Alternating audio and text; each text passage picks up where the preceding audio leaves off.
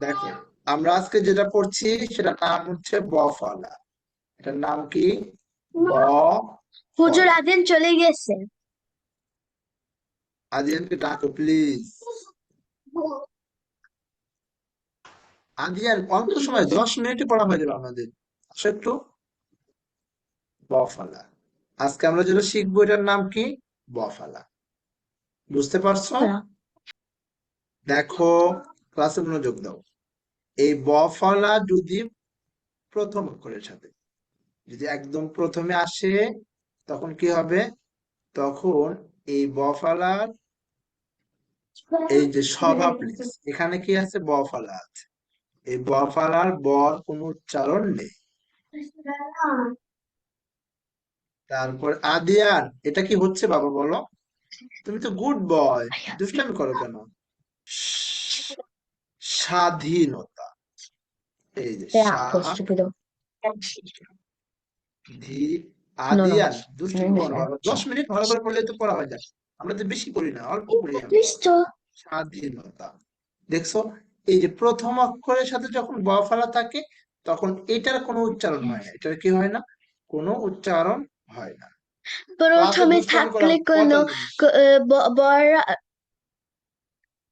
প্রথমে উচ্চারণ হয় না, ওই বর কি হবে না? নিচেরটা না। হ্যাঁ হ্যাঁ, নিচেরটা ব ফলা। তো এই প্রথম অক্ষরের সাথে যদি ব থাকে, ওই যে তাহলে কোনো চেঞ্জ হবে না। তখন যেমন আছে তেমনই হবে। হ্যাঁ। আচ্ছা, এবার আরবি বলো তো কি হবে, বলো। প্রথম অক্ষরের সাথে যদি ব থাকে, ইউজার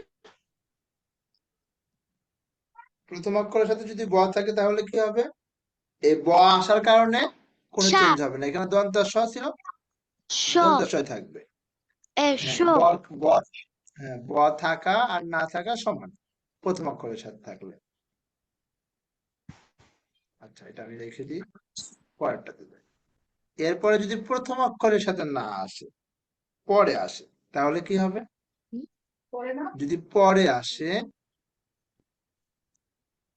প্রথম অক্ষরের সাথে না এসে যদি কি আসে? পরে আসে। পরে আসলে কি হবে?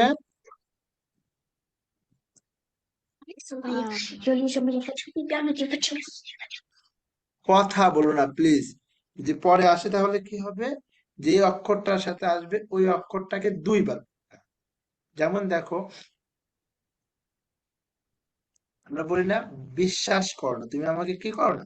বিশ্বাস করো না। এই দেখো, বিশ্বাস, শ্বাস বিশ্বাস। এখানে কি হয়েছে দেখো, কি হয়েছে, আমরা কি বললাম? বিশ, শ্বাস বিশ্বাস। তাহলে কয়টা তালি বসা করছি আমরা? দুইটা দুইটা। বিশ্বাস। কারণ হচ্ছে এটা পরে আসছে। পরে আসলে কি হয়? যে অক্ষরের সাথে আসবে ওই অক্ষরটাকে দুইবার পড়তে হবে। এই দেখো, আমরা পরে লিখে দিছি। এখানে কি হবে? বিশ্বাস। দেখো, তারপরে আরেকটা শব্দ দেখি। এটা কি করবো আমরা? এখানে যদি আমরা তালব্য শ দিই, দিয়ে যদি একটা ব দিই, তাহলে কি হবে এটা? বলো তো। উম,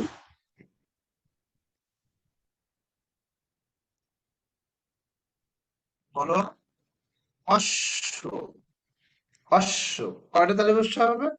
দুইটা তালব্য শ হবে। বুঝতে পারছো? দুই। জি। জি। আবার দেখো, আরেকটা দেখেন।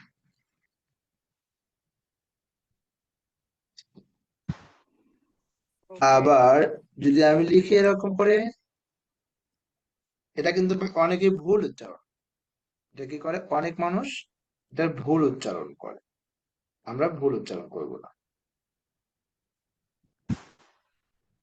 এই তোমার হচ্ছে কি লেখে? অদ্বিতীয়। কি লেখে?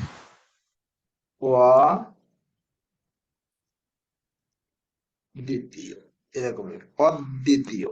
কি হবে এটা?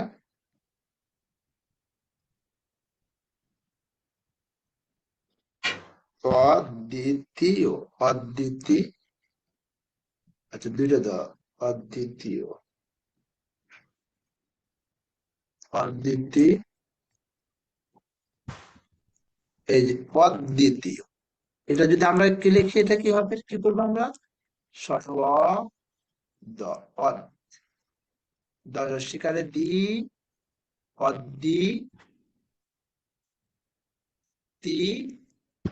অদ্বিতীয়। কেন, এই যে ব থাকার কারণে দ দুইটা হয়ে গেছে, অদ্বিতীয়। এরপরে যদি আমরা লিখি এরকম করে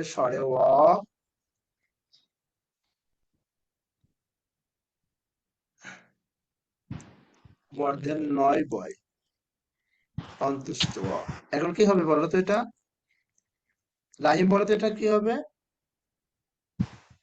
রাহিম, আন্নিয় অন্যয়, কি হবে এটা, অন্যয়। আর এখানে ন কয়টা হয়ে যাবে, দুইটা হয়ে যাবে। দুই আয়শা বলো তো কি হবে এটা, কি হবে এটা বলো আয়শা,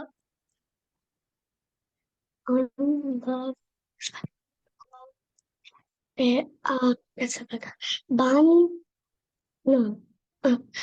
কান্না অন্য, কি হবে, কান কন্ন, কান কারণ দুইটা দন্তের কান্ন কন্ন।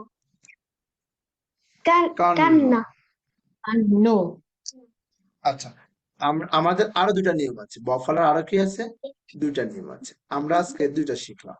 আর একটা কি হবে, আদিয়ান বলে, এটা আদিয়ান বলতে পারবো না, সৎ, সত্তা হ্যাঁ সুন্দর হয়েছে।